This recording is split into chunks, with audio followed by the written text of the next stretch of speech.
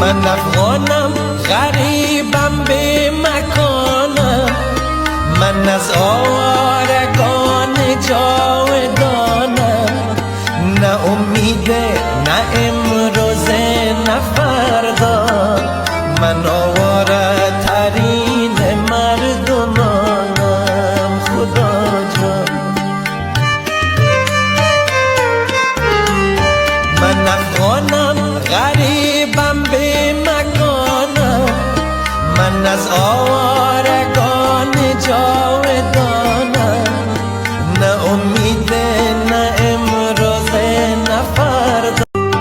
من افغانم غریبم به مکانم، من از آوارگان جاودانم،